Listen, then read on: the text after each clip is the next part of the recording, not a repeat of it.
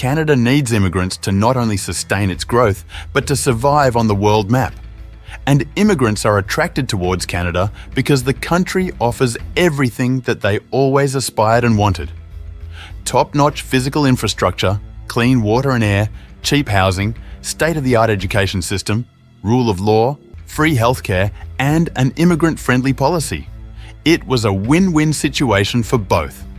It's because of these very reasons that Canada has remained one of the most favoured destinations for immigrants across the globe. Whether you were a white-collar professional, a blue-collar worker, or a student, Canada welcomed you with open arms.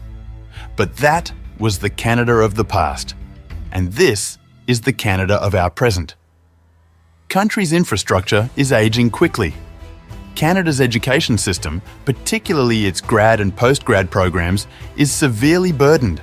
And while healthcare still remains free, you don't know if you will ever get a doctor on time when it's necessary. The situation is so bad that more and more immigrants have started migrating back to their home countries. They no longer imagine their future in Canada. Experts are terming this as Canada's reverse migration. But where did Canada go wrong? And how did the situation worsen so much? Let's uncover answers to these questions in our story on Canada's recent but alarming reverse migration. It all starts with the Canadian Express Entry programs. Giving credit where it's due, the Canadian Express Entry process is probably the most simplest and streamlined in the entire world. There are multiple gateways to get an entry in Canada, right from the different federal programs to the individual states who roll out their own versions too. Everything is documented and available online, but there is just one flaw in the process. You don't get an entry based on what you are and have been, instead on what you can be in future. Let us explain what we mean by it.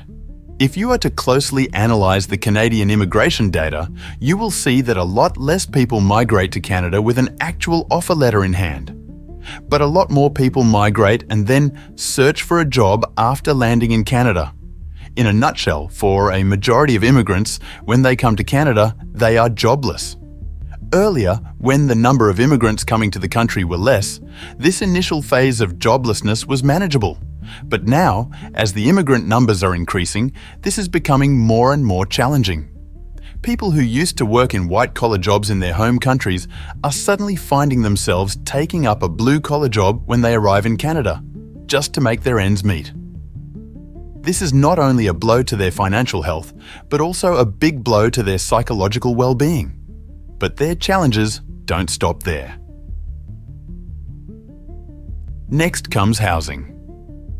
From 1975 till 2020, Canada has seen housing prices soar by more than 350%.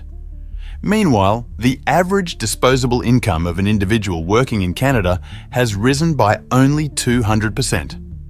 Contrast this with the US, where housing prices during the same time have increased by 200%, but the disposable income has increased by much more, 225%.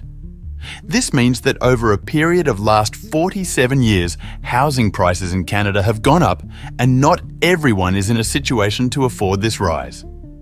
And not only the cost of owning a house has increased in Canada, but the rental prices have touched the sky too. An average one-bedroom apartment in big cities like Toronto or Vancouver fetches a monthly rent of no less than $2,000.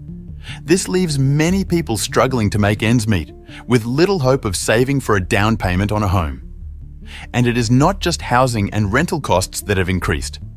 Groceries, transportation, and utilities have all seen significant price increases in recent years.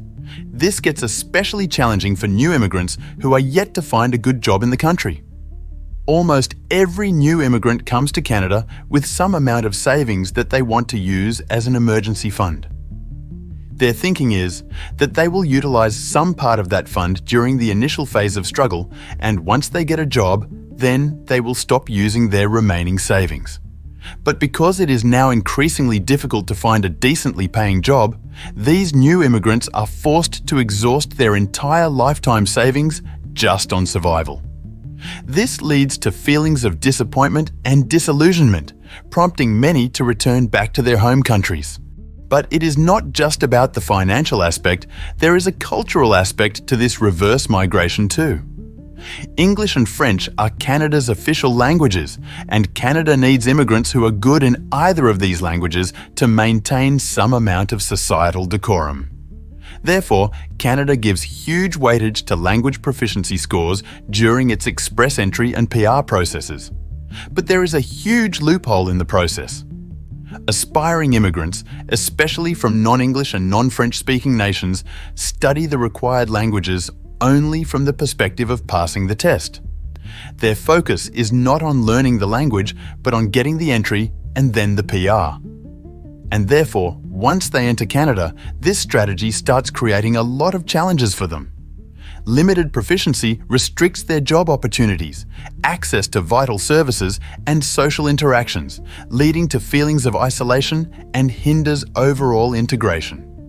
These so-called newcomers also find it extremely challenging to make friends outside their ethnic group. As a result, while Canadian society looks multicultural from the outside, but from the inside, it is much more fragmented and isolated. It is not uncommon to see groups of immigrants of Indian origin, African origin, and Southeast Asian origin talking and staying within themselves rather than trying to know and understand people from other groups. While this is true for Native Canadians as well, this is especially true for those residing in smaller communities or facing language barriers. Loneliness and a lack of support further fuels a longing for the familiarity and comfort of their home countries. Canada, like every other country, is also not immune to the shadows of discrimination and bias.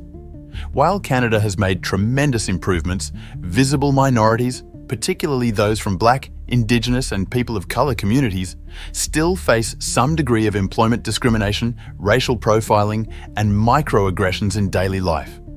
This can make them feel unsafe and unwelcome in their new home. Then there is a growing trend of religious intolerance and xenophobia. And lastly, we want to cover the recent policy changes that have intensified the reverse immigration trend in Canada.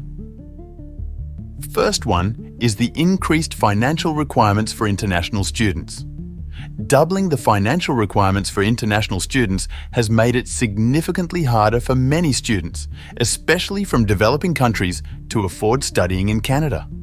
Because of this, talented students from less affluent backgrounds are dissuaded from pursuing Canadian education due to the higher costs. It is worth noting that Canadian universities rely heavily on international student fees, and a decline in enrolment could potentially impact their financial stability and academic programs too. Another recent policy change was observed in Canada's temporary worker programs.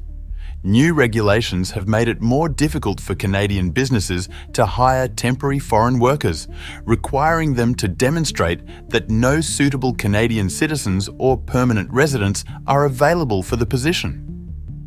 While the change is implemented in the good spirit of protecting Canadian jobs, the flip side of the coin is that it has raised fear and suspicion within new immigrants.